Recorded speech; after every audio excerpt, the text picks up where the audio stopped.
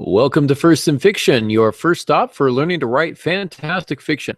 I'm your host, Aaron Gansky, author of The Bargain, The Hand of Adonai series, and Firsts in Fiction. And I'm Alton Gansky, coming to you from the center of the state of California. And I'm the author of about 40 books, and most recently The Girl, part of the Harbingers series. And prior to that, Wounds, and some nonfiction also. And we are coming to you live on a Tuesday night, one day early, and I've got visions of people swarming to us tomorrow night. I say swarming to us as if we ever have more than 6 viewers, but just coming in on Wednesday night and not paying attention to the new night. But we're here just on Tuesday for this week only. All other weeks should continue on normal as Wednesday. Next week may be a little bit of a curveball. We're not sure exactly what that's going to look like, as we will both be out in North Carolina at the Blue Ridge Mountain Christian Writers Conference. So that should be fun. Afflicting new writers. Yep. Afflicting. Crushing dreams. I remember the first night I went up there, first year I went up there, we had a keynote speaker who just must have gone on for about 40 minutes about the chances of getting published or less than winning the lottery, and basically just all doom and gloom. And he said, I think he ended with the words, "But I say all this to encourage you." Well, you're not doing a very good job. You need to rethink how you approach this encouragement of yours. Yeah. Every conference is different. You never know quite what to expect, and so it's an adventure. It's an adventure. I will definitely say, though, that I've since that keynote, all of the others were fantastic, and it is a very encouraging place, a nurturing place for new writers. Love to meet the new people and see the passion that they have, these new writers coming in, and the excitement that they have, and it keeps everything fresh and fun. So I really enjoy it out there. I'm looking forward to that. So we are trying to cook something up so that we can continue our podcast next week, so we don't lose a week. But it's going to keep your eyes and ears open, and we'll try and keep you posted as we move forward. But you'll have a lot of writers out there to talk to. We have just under 40. We had one that just had to drop out for a family situation. Something like that happens every year. There's usually at least one that says something has come up, and I'm not going to be able to make it. So. It's a good group, 40 writers, and really the writers conference scene is the way to go these days. This is sort of the late 20th century, early 21st century way of making connections, and publishers have gotten to where they go to these and using that as their mining operation. This is where they find some of the better talent, and it gets you off if you have something they like, it'll get you off the slush pile, because when you send your proposal in, you put on their requested material, and that's very different than things going back to our first publishing term a long time ago, over the transom. They're expecting it, so it's really a good way to go. That doesn't mean they'll always take things, but at least you have an opportunity to meet face to face. And I think the first writers conference I went to, I taught at, so I didn't have that advantage right off the bat. A lot of the connections I made at Blue Ridge ended up turning into Lighthouse Publishing of the Carolinas, which is how I ended up getting published through that avenue. So that is still, like you say, it's the way to go. You mentioned the word slush pile, and I'm wondering, do we want to, I don't know if we've done that as a publishing term of the day. Do we want to do that this week, or do we want to stick with our outline here? Yeah, sure. I hadn't thought of that. Slush pile refers to... Let me back up and tell a quick story here. I was visiting one of my editors once in Grand Rapids, Michigan, as that's where their offices were. And you always picture them sitting in a fancy office doing their work. Well, really what it was a cubicle that was just filled with stacks of manuscripts. And he was pointing them out, and he said, "Yeah, this is my slush pile." And it looked like 3-4 years of reading to me. I don't know how he was going to get through all of that. And a slush pile is unsolicited manuscripts that get put into a pile, and depending on the publishing house and the importance of the editor and stuff, either a reader will go through it or the acquisitions editor will go through it. And so they tend to go through it very quickly. That's why your best work has to be right up front in your sample pages and in your proposal and stuff, because they're looking for reasons to reject you, not because they're mean, but because they have a huge slush pile and in an earthquake, they could be buried alive. There's so much paper, and some publishers get in the thousands of manuscripts, so you have to really get the craft down. So that's what a slush pile is. I always pictured it as a big pile of manuscripts, and that's pretty much what it is, big pile of manuscripts. And the important thing about the staying out of that slush pile is the fact that, like you say, they're kind of looking for reasons to reject you, but more so, I think human fatigue sets in. Like you say, it was what, 4 or 5 years of reading, or at least what looked like it. They can't read all of that, and so if they're not engaged in the first few pages, in the first couple of chapters, they're not finishing your book. It doesn't matter how great your ending is. They're not going to get to it because they've got all of this other work backed up. And we're all human, except for those of us who aren't. Ultron, not a human. I had to get my Avengers reference in there somehow. I'll pull it out again, I'm sure. But you want to get out of that slush pile because, like I say, it's even if your writing is crisp and solid, it's still a good chance that just from human error, just from people being tired, they're not going to pay as close of attention as perhaps they should. And you want your manuscript to get the full attention that it deserves, and the best way to do that is making those connections, sending it in with requested material. So yeah, slush pile, not always a good place to get started, but some of the greats have got started there. Yeah, and sometimes that's what you have to do, though. The conference system more and more is helping you get off the slush pile. And that's what agents do too. Publishers use agents as a means of filtering through some of this because they know that they're not going to represent somebody who's writing junk because it's not going to do them any good. It's a waste of time and money. So that's why they pay attention to agents, because they assume it's been vetted in a way. Now it's just a matter of whether or not it'll meet their particular publishing requirement. And when I say that they're looking for reasons to reject you, again, it's not because they're evil. They just have so much to get through. What they want is gold. Editors get extremely excited over something that is new and good and that is fresh. So they're looking for good stuff. But you do have to get their attention, and you get maybe 5 pages. So if you do a traditional proposal, you're going to have front matter, and this is what the book's about, and those sorts of things. But they're going to look at the key things in the proposal. How long is it? What's the genre? And maybe read the first 5 pages. Some of them won't even read your proposal until they've read the first 5 pages. And then, because they're thinking is, well, if the writing's not there, there's no sense in reading the rest of it. And they start getting tossed. But if it's good, they'll sit on that. They'll spend the day reading it or a couple of days reading it, going over it. So they want to find good stuff. But it's like mining. You have to get through a lot of slag and useless rocks and dirt before you can find that gold nugget. That's really what they're trying to do. Absolutely, and they want to, like you say, they definitely want to. It's discouraging, I think, for the editor. Speaking as an editor, it's discouraging to go through a number of submissions where the quality just isn't there, and you get as disappointed, I think, as the people that you end up eventually having to write rejection letters to. You want to write those acceptance letters. That's what editors live for. That's why they got into the job. They want the joy of finding the next great thing. They don't want to, just simply be burdened by kind of slush pile types of reading. So, don't be discouraged. We do want to encourage you with that. Keep your writing up, keep it fresh, and keep it crisp and good. And that's going to do a lot of work for you. Al's axiom number 3: no one ever hit a home run from the dugout. Absolutely. So it's guaranteed failure not to submit.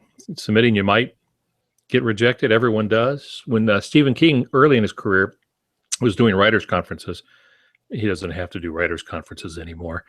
But when he was first starting out and doing writers' conferences, you couldn't get into his writers' conference unless you had a rejection slip. That was your ticket in. If you didn't have a letter of rejection for work, he figured you weren't serious. And you couldn't get in. So I've often thought that's a pretty good deal.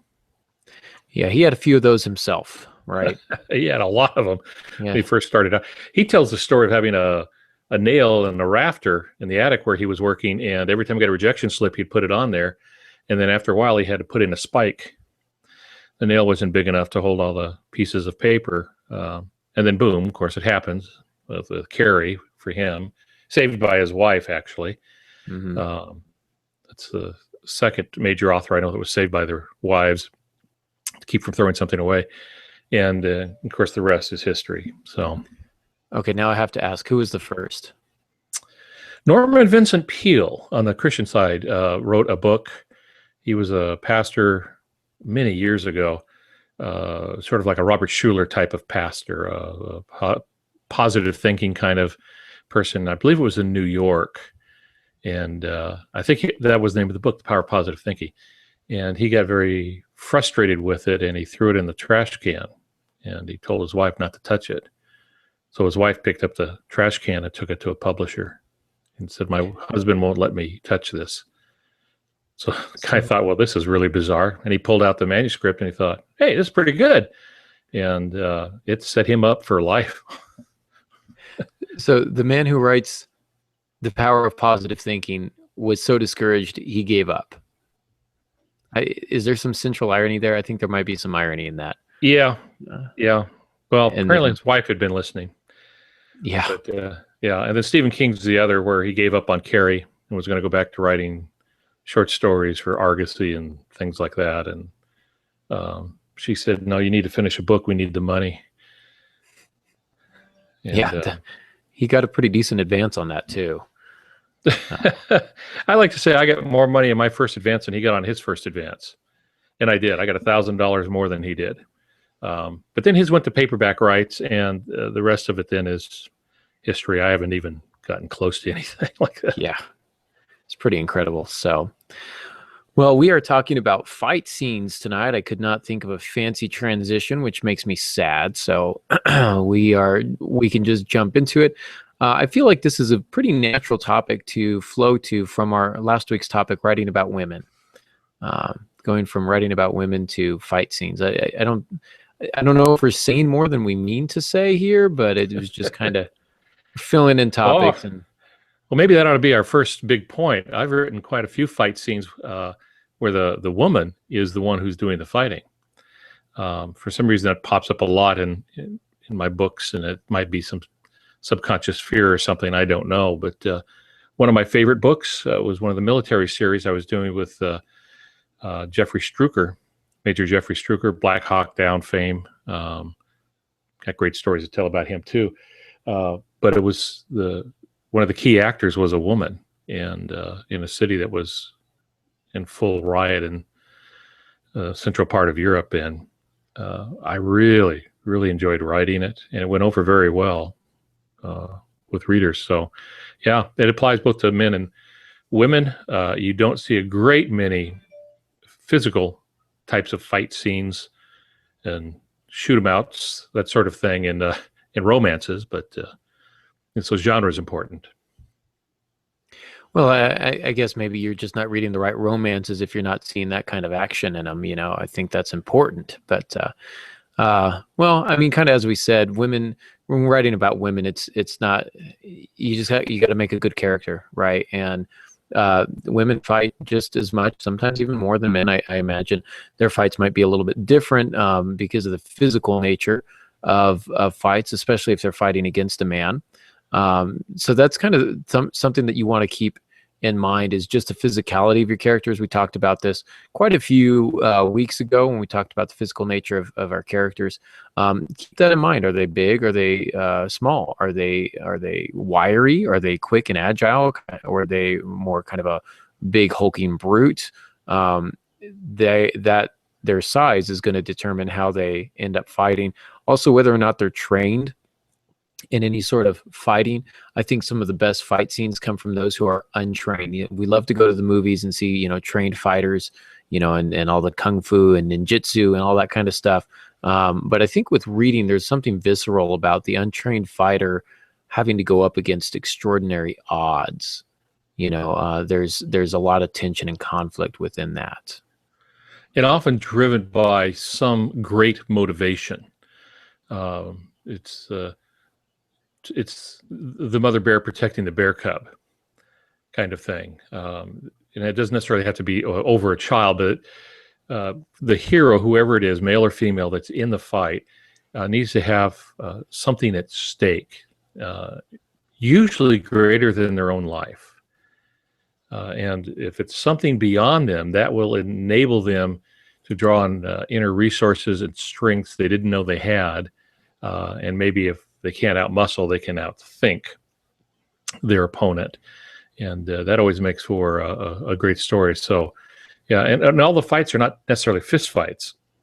There's gun fights. So when I was doing military stuff, I had to learn a lot of military jargon. I wasn't in the Army, but I was writing about an Army team. So I had quite an education to get terminology and stuff like that. So there are those kinds of things, but then there's also verbal fights. There's also simple wrestling matches. It can be of any kind of degree. Sometimes the fighting is in books implied and not shown, and there's something to that too. In my book Wounds, for example, there's a series of dead bodies. It's a serial killer, and rarely did I show the actual attack. I always showed my characters coming on the scene afterwards and trying to figure out what happened and seeing how gruesome it was. And in their discovery process, it made the fight scene in their own mind more realistic than if I played it out for them. I liken it to early days of television, Dick Van Dyke Show, stuff like that. When a couple gets amorous, they just simply close the bedroom door. And that's it. And enough was said, and the viewer gets the rest of it. Could figure out that kind of thing. Same thing with a fight scene. Sometimes it's best not to show it, but to imply it. That's a good point. And on that note, I'm thinking of The Princess Bride, where Prince Humperdinck comes in after the great fencing scene, and he goes, "It was a mighty duel." So a lot of times from the remnants of the fight, you can piece the fight back together. That's kind of an interesting concept. I don't see that a lot in writing, but it can be a pretty powerful thing. But on that note, not necessarily showing the fight, I think you also touched on the character motivation, and I think kind of to bridge those two things, fighting shouldn't be a first resort. The characters who are fighting just for fighting's sake, it's boring, right? Like, you've insulted my honor and now I must kill you. It's like, who is this character? What is he really? Why does he care that much about his honor, etc.? If there's a way to settle a fight, quote unquote fight here, finger quotes, a fight, without fighting, that's what most people are going to do. If there's another way out of it, don't push people into a fight just because you need some action. They've got to have real motivation. So I always like to give the example of that fine piece of cinema, The Avengers. This is not The Avengers 2. No spoiler alerts. Don't worry. Though the movie is great and you should go see Avengers 2. But in Avengers 1, there's this great scene between Iron Man and Thor, and they're fighting. And you think, why are these two fighting? Aren't they on the same team? Well, they're fighting for a very specific reason, which is it's really awesome. Like, it's amazing. And all the fanboys wanted to see these superheroes fight it out. But that's probably the original motivation. But when you watch the film, the characters are true to their motivation, and they're arguing over Loki. One has Loki, and the other one is going to take Loki away. And you can't steal what I've stolen. So that kind of motivation, kind of the testosterone of, I will not be slighted, and this battle is beneath you, mere human, and you don't call Tony Stark a mere human. He takes offense. And so now we've got, pride on the line, but we also, on a larger scale, we've got Loki, who is a serious threat to humanity, that Iron Man feels he needs to keep safe, and he doesn't know who this Thor dude is, and so he's going to do what he needs to do, which is protect what he's there to protect. So the motivations there, I thought, were actually very strong. Each of them had their own motivations for being involved in the fight, and that made the fight a lot more visceral and real, and there was something on the line there. So why is your character involved in this fight? Why has it come to this? What other steps have they taken to try and avoid it? Or have they rushed into it? Maybe you've got kind of a headstrong character. But for the most part, fighting is generally something that is kind of that last resort. Yeah. Again, this is going to, I think, come back to genre. And that's probably something we ought to hit on, because violence is shown differently in different genre. So if you're doing a cozy mystery, it's okay to have someone killed, but you're not in the job of showing that. If you're writing a thriller, you show the death, or you even show the torture. If you're writing horror, It could be even worse. But other genres, it is better not to show it. The reader doesn't want that. They're looking for something else. But if you have a murder mystery, then someone's got to get offed. Someone's got to be killed. Otherwise, you don't have a murder mystery. So if you watch old, Hercule Poirot, or Agatha Christie stories and stuff like that, someone dies, but you usually don't see much violence in that. But if you watch military, what was the one with Tom Hanks and they're storming Normandy? Saving Private Ryan. Yeah, Saving Private Ryan. Very brutal, showing. But that's what they were trying to do. They were trying to show how brutal war is and what the people paid to storm that beach, the physical payment that went with that. But those are different genres. So it would have been wrong to have done that in a cozy mystery or a romance, or maybe even a typical Western. There have been other Westerns that have, certainly gone that far, but it really depends what you're trying to achieve with that. So keep the genre in mind. Does it fit with my genre? If it doesn't, then you'll end up disappointing the reader on either direction. Absolutely.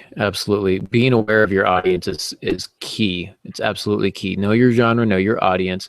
And a lot of times your audience may be tolerant if you want to kind of switch it up a little bit, if you want to push the boundaries a little bit, but there are still some moments that you want to observe. Thinking of that just kind of tangentially, speaking of Saving Private Ryan, I think the most memorable scene for me is after Normandy. You've got the American soldier missing an arm, walking up and down the beach, picking up other arms, looking at them and saying, no, that's not mine, and putting them back down and going to the next arm. Man, that's all you need. And you understand that battle. That is graphic and brutal. Now, again, if you're writing the psychology of it. Oh yeah. Oh, absolutely. And that would be another point. Remember your character psychology. Fights are going to affect them. They're going to be afraid.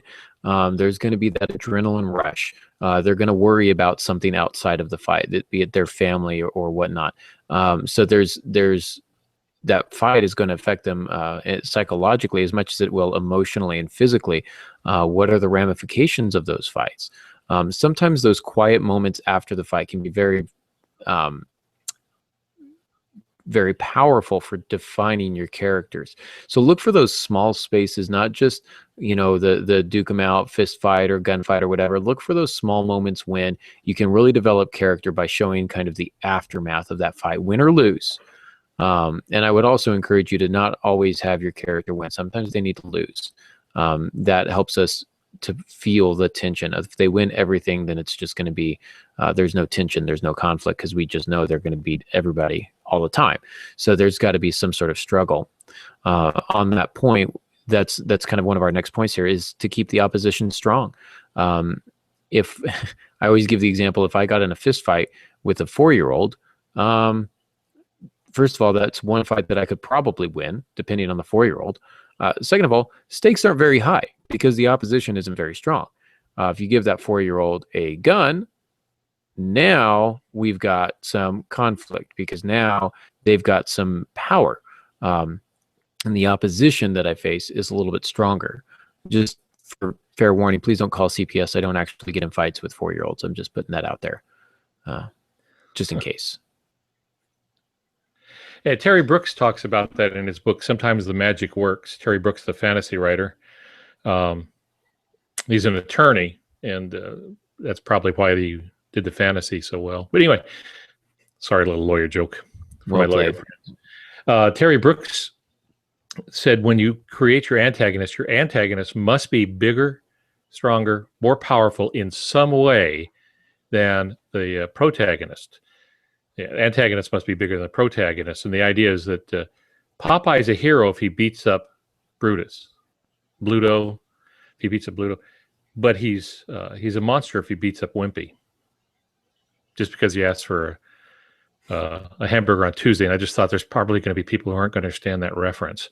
Anyway, Bluto was, if you watch the old cartoons, Popeye the Sailor Man is always having to defend Olive Oyl, his skinny girlfriend, from this brute who is quite literally in the comic, in the cartoon, 5 times bigger than Popeye. So he needs a spinach to be able to beat him up with that. But there's another character called Wimpy, and he's always begging money for hamburgers. All right, the guy's just totally harmless. And so if Popeye's beating up Wimpy, okay, you can't feel good for the guy. You don't like the guy. But if he defends someone's honor and he beats up someone 3, 4, 5 times his size, then you have a hero. So, but I want to go one step further with that. I had the primary antagonist in one of my books as a man bound to a wheelchair by a neurological disease. His power was not in his physicality. His power was in his wealth and his twisted mind. He could get the physicality. He could get people to fight for him, kill for him. And that's what made him so dangerous, was that he was willing to do that. So it isn't always that the antagonist must be the strongest, but has to be far more evil and willing to use what normal people would not use to get an advantage. You need that balance of power. They've got to have something that they can wield that is going to be in some way intimidating to your main character. It's got to, like you say, bigger, badder, better in some way. The reason that the Lord of the Rings is interesting is because Sauron is this great all-seeing evil, this inescapable evil. And because of that, because of this, the sheer power that he wields and the troops that he commands, that's what makes him a threat. And then all we have is a hobbit who's really has no sort of business being in any sort of war or fights. He can hardly defend himself. And so the fight then for him becomes not being seen. So kind of an interesting concept there. The way he fights is to not fight. See, I want to make some more Avengers references, but it's to Avengers 2, so we'll avoid the spoilers, Matt. So keeping the opposition strong, and we always want to remember the idea of show, don't tell. We've touched on this a little bit, of knowing how much to show, how much to tell based on genre, and that is one consideration. But you also want to consider how much the reader actually needs.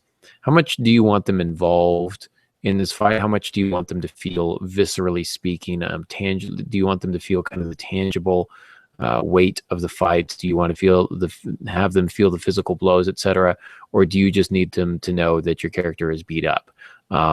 Some fights aren't that important, and they can be told.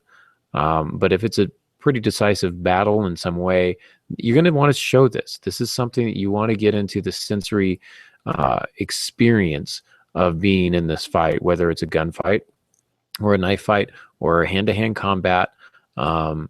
You've got to let them know through the use of showing and that sensory detail what it's like to actually be there. Yeah, right. And again, that will be genre related, but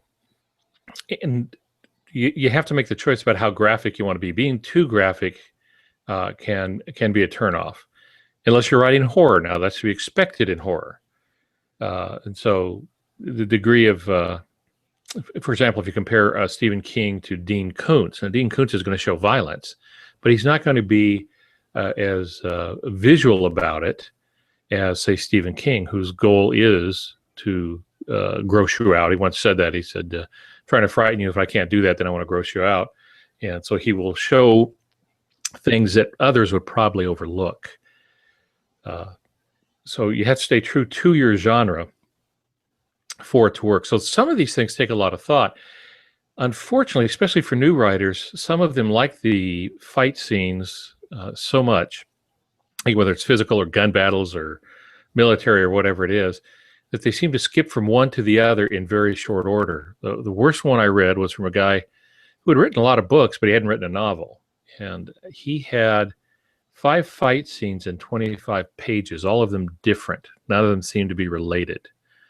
And they made no sense.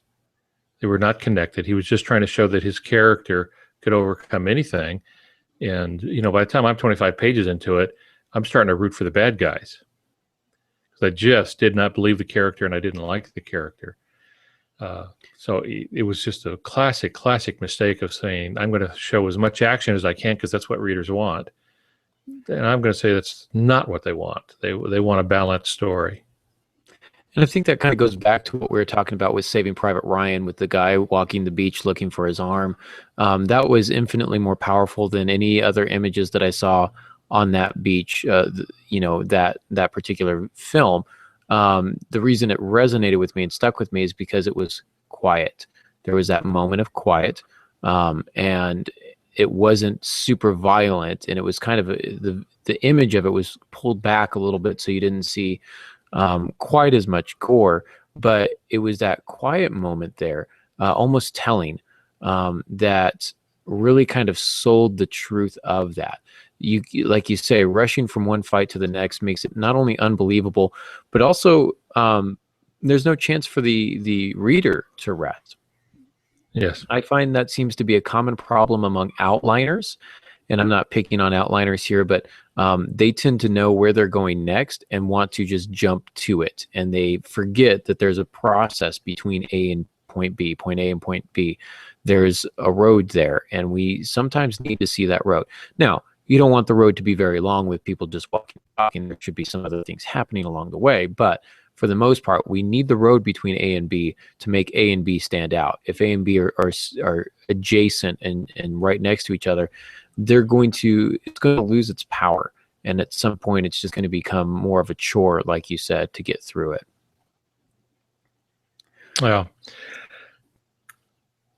I edited a book once, and the woman was known for writing romantic suspense. She's a good writer, sold a lot of books. But we came to this fight scene that takes place in a parking garage, and her protagonist puts a gun in the back of his pants on the belt, and then gets into a fist fight with the bad guy and continues the fist fight with the bad guy. And so I finally wrote her and I said, what happened to the gun? If he's getting beaten that bad, he's pulling that thing out. And her response was, I don't know anything about guns, so I didn't know what to do. My response was, well, then don't give it to him.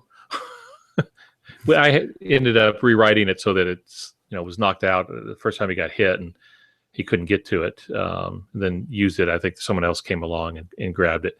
But that's one of the other points is you have to understand the logic. And I thought one of the best things that happened from the movies is in Indiana Jones, when Indiana Jones is facing the guy with the big sword, Arab, and he's swinging the sword around. What people may not realize is, if you've seen the scene, he pulls his gun out and shoots him instead of beating him with a whip and the fist fight and stuff. The reason that came about was he had diarrhea, the actor, Harrison Ford. And he was just worn out. And finally, he just said, why don't I just shoot the guy? And of course, that made more sense. That's exactly what he would do in real life. He wouldn't go face-to-face, toe-to-toe with somebody twice his size and see if he can't outmaneuver him. So he just shot him, and it made the funniest and most effective scene in the movie. Absolutely. My answer to her when she said she didn't know anything about guns, my answer would have been research. Like, that's what you do. You find that stuff out. I don't know much about guns. Aside from a BB gun, I've never shot a gun. I don't know what it's like. So I talk to people who do. And I've researched that and try and figure that out. I don't know what kind of guns people carry, so I have to look that stuff up. But the answer is not to have an unbelievable situation. You want it to be believable. What would they genuinely do here? And so you need to make sure that you're really within your character's point of view. And how are they going to win this fight? They're going to think about that first. If I'm number one, if I have to fight, I'm going to win this fight, and I'm going to win it in a particular way. I don't know how is it? What's their plan of attack? Is it the gun? Do they pull out the gun, and then is the gun knocked away? Those types of things. Let them have to go to plan B or plan C sometimes. That's really interesting when we have more than what they think they're going to do, and then you take that away from them. So limiting their resources is another way that you can kind of heighten the dramatic tension there in a fight scene, is by limiting the available resources to them. Superman versus Lex Luthor is really not interesting at all until the kryptonite comes out, and now it's at least a level playing field.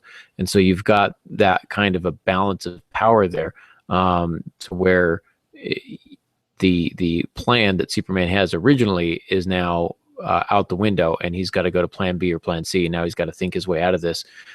in a way he had not anticipated originally. So doing that, limiting the resources of your protagonist, can help to heighten that dramatic tension as well.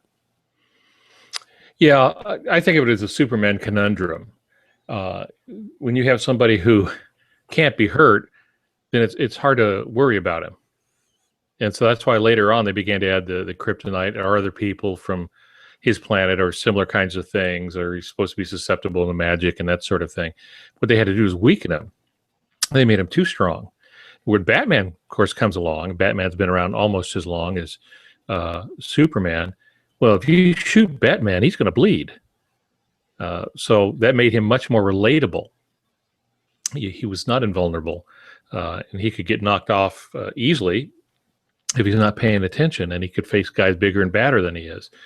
Superman couldn't. So sometimes we're having plastic heroes become a problem. I've seen that in many action adventure stories where initially like James Bond, for example, the John Wayne problem. He could jump in a war movie. He could jump into a foxhole and get in a fist fight with 6 of the enemy and come out and his hair still combed. So it's just very unrealistic. So realism, I think, is important. You don't always have to be gory, but you have to be true to the situation. And that means doing some research. What does it, if you're using guns, then what kind of gun are you going to use? And you can make silly mistakes if you're not careful. All revolvers are handguns, but not all handguns are revolvers. Those that use cartridges have nothing that revolve. They're not revolvers. Like a 38 police special is a revolver. There's something that turns. There's a barrel that turns. And you can make little mistakes like that. So it's always good to get some outside advice if it's not something you're familiar with. Or swords. Absolutely. Really just about anything. You're probably going to have to do some research. And writers laugh about this because, we get a little nervous if the NSA is watching. They're supposed to be, the NSA watching everything that goes on the internet, and they're supposed to have a computer that tags certain phrases. Well, what do action writers, suspense, thriller, military write about? We write about bombs and guns and poisons and knives and attacks and all of those kinds of things. They keep waiting for somebody to knock on the door and say, "Now, wait a minute here. What are you working on?" Yeah. In fact, I remember Jack Cameron telling me that once we were talking. He says, "Listen, I got to go stab someone," and ended the conversation. Well, I knew what he meant. I knew what he was working on. But boy, anyone else standing around might have called 911 on him. Yeah, it's good not to say that at the airport, by the way. That it's not funny there at all. From what I understand, not from personal experience, but I have a friend. So yeah. Well, some things to keep in mind. I'm going to mention a couple things here to keep in mind on that note of researching and making things believable. You mentioned John Wayne jumping in and getting in a fight with 6 people and coming out with his hair still combed.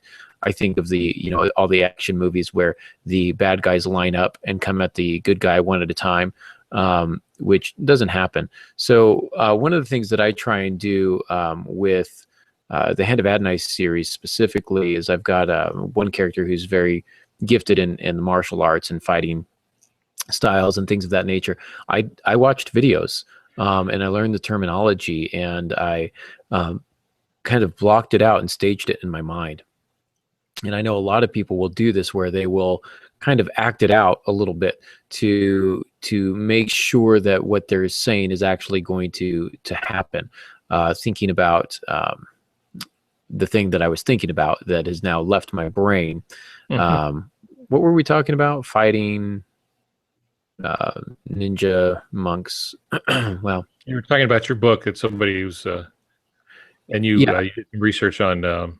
You looked at videos, is what you were saying. Yeah, and so in one scene he uses a staff, and in one scene he's fighting somebody with a sword. And so I looked up, at YouTube, staff versus sword, martial arts fights or whatever. In one case, he's fighting multiple people, 4 or 5 at a time. They don't wait. They attack together as pairs and teams, and there's a strategy there that they go through, and he's got to be able to fend them off and to defend that. And so I do a lot of the movement blocking, kind of staging a little bit to try and figure that out.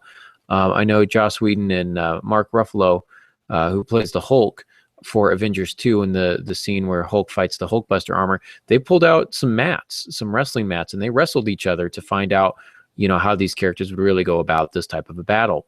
And so knowing that, trying to get that natural movement and blocking, even if it's just as simple as pencil and paper, like I've got this person, he's surrounded by 6 people, this person's going to attack first, then that person, draw a little map, whatever you need to do, like football plays, if you will, to figure out where they're going and how they're getting there. Being aware of spatial and environment, the space and environment around them. Are they going to use their environment in some way? Is there a tree behind them? Are they going to use that as some sort of way to move around, to use it as something to hide behind? Or are they going to try and use it, turn it into a weapon in some way? Are they grabbing the gun over the mantle? Are they grabbing a knife from the kitchen? Are they grabbing a pair of scissors from the junk drawer? What is it around them that they can use that they would naturally use in a situation like this? So being aware of the space, the environment around them, and how these characters naturally move, that's going to be really important to keeping kind of the visceral feel of your fight alive.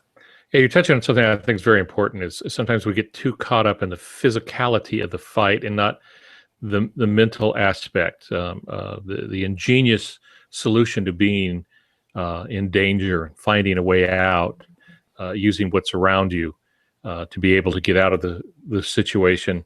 And some of the best stories have that going on, where they have to create something. I don't necessarily mean like a MacGyver kind of thing, but to be smart enough to know to, if you're being attacked in the kitchen, the pepper in the eyes might buy you a little time. That a frying pan or a pot of boiling water is a pretty good weapon, if need be. In fact, to me, that makes it most interesting. What are they going to use around them to level the playing field? And it can be done, and it has been done, not just in books, but in real life, where people have saved themselves or others just by being creative in their approach. Absolutely. There's a lot to be said about creativity in fights, especially if they're an untrained fighter. What do they use in that situation? Good things. I like, there was a game that I used to play way back in the day called Dead Rising, where it was like a zombie apocalypse in a mall. You're trapped in a mall with all these zombies. What was fun about it is almost everything was interactive. So you could go into a restaurant and put a frying pan on an open flame and let it stay there for a while, and then just go burn zombie faces off.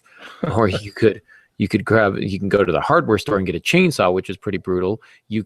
My favorite was the lawnmower. And then they had like a shopping cart, and you could get like a horse head from a costume shop and just put that on their heads.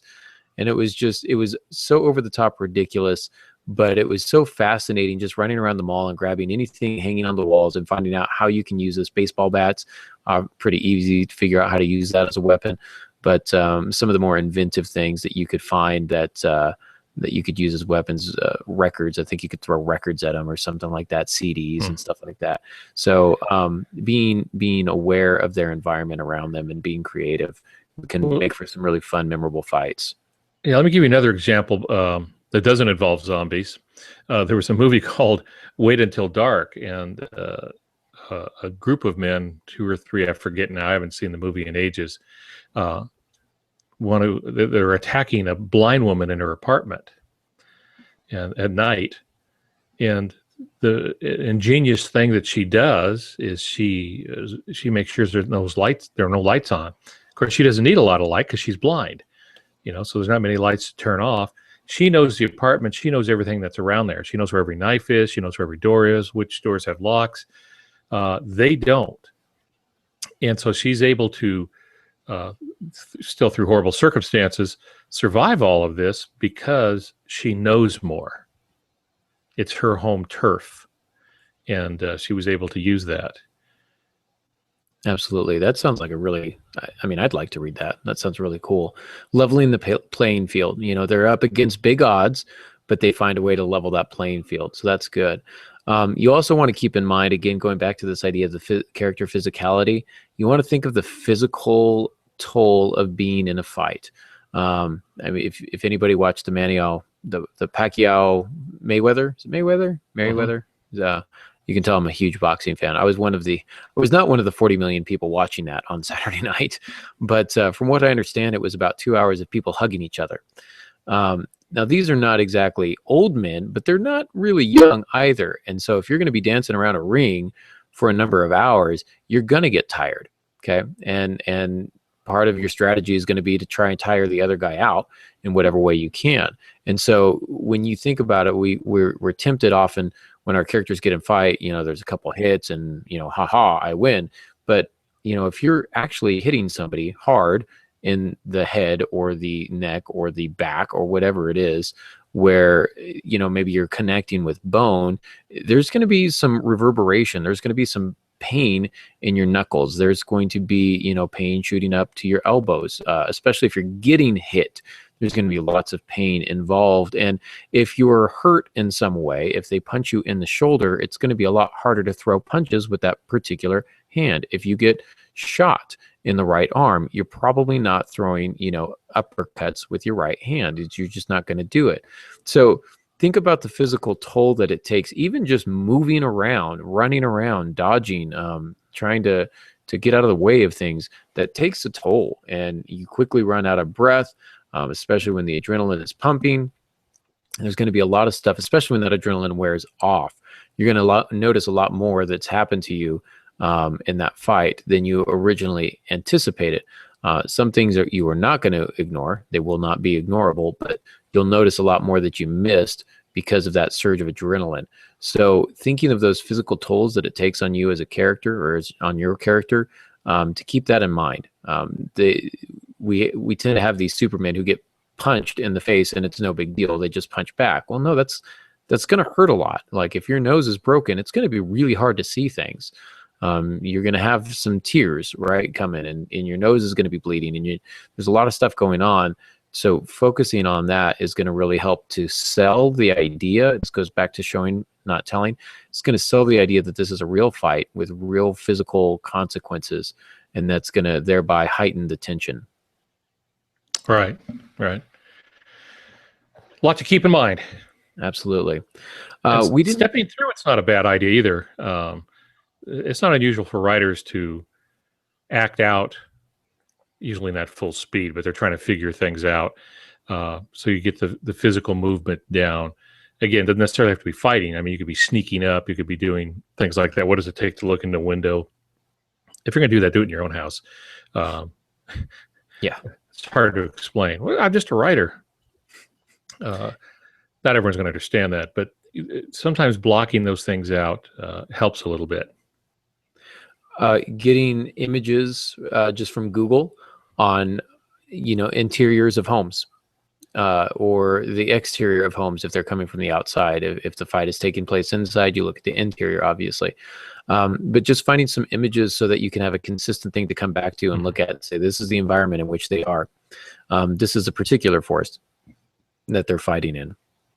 This is a particular city where the urban warfare is happening. Trying to find that kind of stuff so that you have a consistent image to go back to and conceptualize how the fight is going to play out. One thing we've talked a lot about kind of like fist fights and one-on-one fights, but we haven't talked a lot about like armies and battles and military type of stuff. And you're going to have a lot more to say here, I think, than am I, because you've written several military thrillers.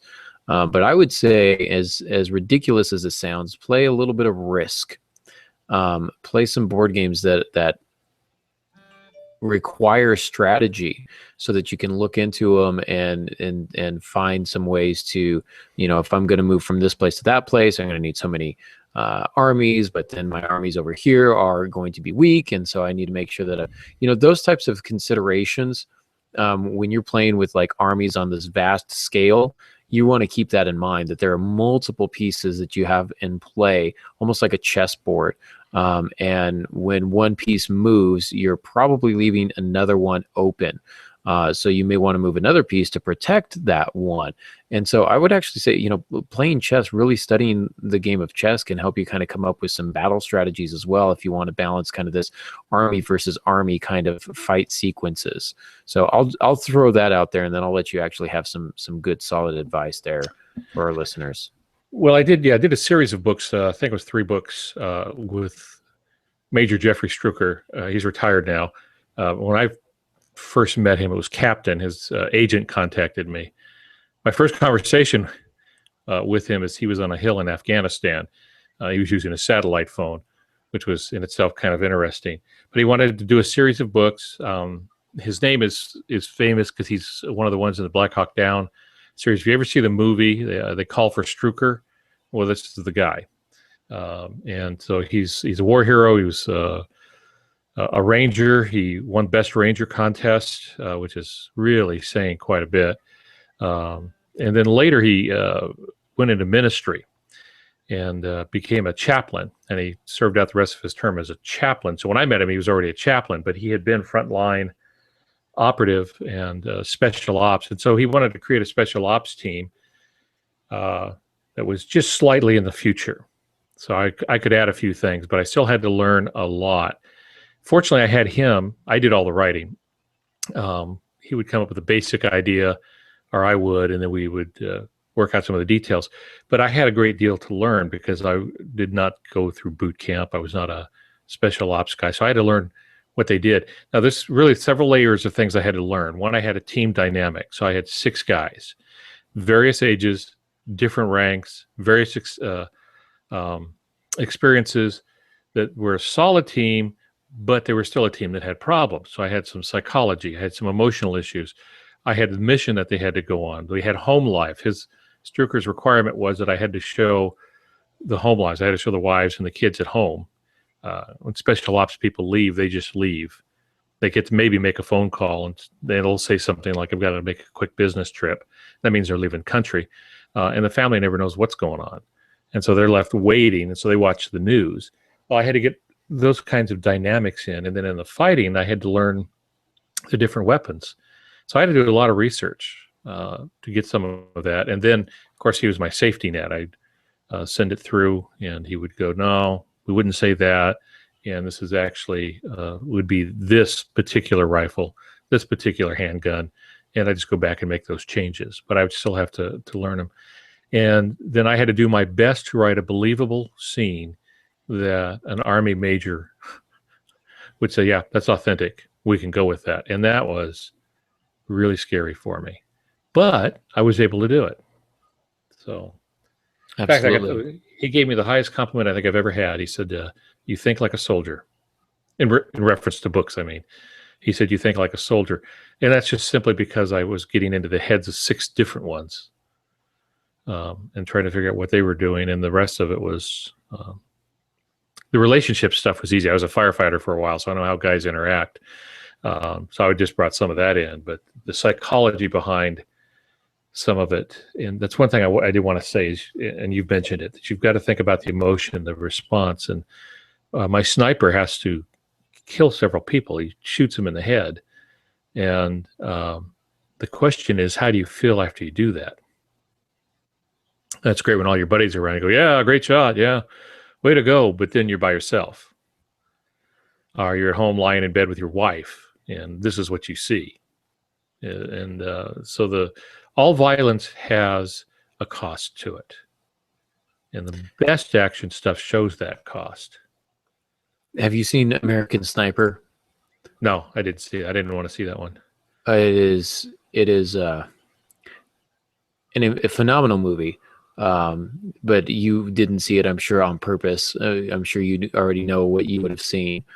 But what I really liked about it, and I know it's come under fire, if you'll pardon the pun, that was unintentional and probably poorly played, but critics have some love it, some hate it. But regardless of what you think of it, it is a phenomenally well done movie that genuinely explores the weight of what this job requires, and how this particular soldier deals with that, or in some might argue doesn't deal with that. And what's so fascinating about that is that I thought that it handled such a brutal subject with such grace and compassion, not just for the soldier, but also for the ones he's shooting. I thought it did a decent job of portraying them in a fairly honest light. I don't think that it was like falling into stereotypes, etc. And one thing we kind of talked about character motivation. One thing I really want to stress is everybody's the hero of their own story. Your bad guys are not. They don't wake up one morning and say, "Well, I'm a bad guy. I'm going to take over the world." A lot of times they've got specific reasons for doing it. They believe that they are going to, in some way, make things better. That they are going to right some sort of horrible wrong.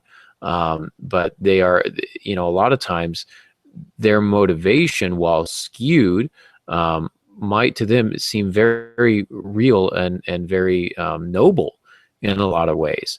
And so when you give, good guy versus bad guy is sure, we can root for the good guy, hooray. But it's always really interesting when you've got a couple people in a fight and you're not sure who's the good guy and who's the bad guy, and you're not sure exactly who to root for. Some of that ambiguity can be very powerful if you are doing it the right way. That is, if you are giving them both their own motivation and their motivation is believable and they both believe they're doing something that is noble and honorable. Those are the kind of things where, those will sit with your readers for a long time. And they'll kind of keep coming back to that. So that's can be another thing is with your character motivation, make sure that they're both realistic and they're both, in their own minds, at least, doing something that's noble. Yeah, and I think the last thing I would say since our hour's about gone is don't have violence just for violence sake, whatever kind of violence we're talking about, whatever the battle, whether it's military. Sure, people like that stuff, but put some humanity into it. Let there be not only emotions in the midst of the battle, but what happens afterwards. If somebody has to do something, how badly does it haunt them? Or does it haunt them? Does it suddenly reveal to them that they have no conscience? Anyway, but don't forget the human factor in it. And that's where the real story is. It isn't just the action. It's the people in the action and what the battle, whatever it might be, is, how it affects them and the ones they love. No battle without consequences. No battle without costs. Absolutely. That's a really good point. In my Hand of Adonai series, I'll just throw this out there before we kind of sign off here. But in the first book, they're fighting predominantly like monsters. They're big furry animals, whatever, and they're fighting for their lives. But at some point, they end up having to fight real people, and there's that struggle of, well, wait a minute, like if there's this big gorilla monster chasing us, I don't mind stabbing that because we got to live, but this is a human being. I don't know that I can do that. I don't know that I can actually kill someone. And the fact that you're asking me to do so is a little troubling because I thought you were a different kind of person. And so there's a weight to it. There are some consequences. There are some things to consider. Nothing happens inside of a vacuum. Every action has an equal and opposite reaction. So we've got to kind of keep those things in mind, that there is a cost and there are some consequences. And that's often what will really sell your fight scene is the aftermath. So don't neglect that. Don't neglect that. So, well, I think we've done a pretty good job here. Pops, any last minute questions, comments, or concerns? No, I think that does it for me. Excellent. Well, we've been monitoring the chat room. No real questions or anything. Some nice comments from Molly Jo, as per usual. She also suggests playing Magic the Gathering to get some good strategy advice. And we like to play that game. We're nerds. It's fun. But yeah, so there's that. And Pops, how can people get in touch with you? The usual, altongansky.com. It's not a real active blog, but that's where you can find most of the information about me. And then from there, link to other stuff like the Blue Ridge Writers Conference and other such things. Excellent. And as always, you guys can get in touch with me at aarongansky.com and reach me on my numerous social media outlets, the Facebook, the Tweeters. You find me there. Again, quick shout out to Eliza Rickman. Thanks for letting us use your music as our intro and our outro. Really appreciate it. And that's all for this week. So thank you all for listening. And until next week, good writing.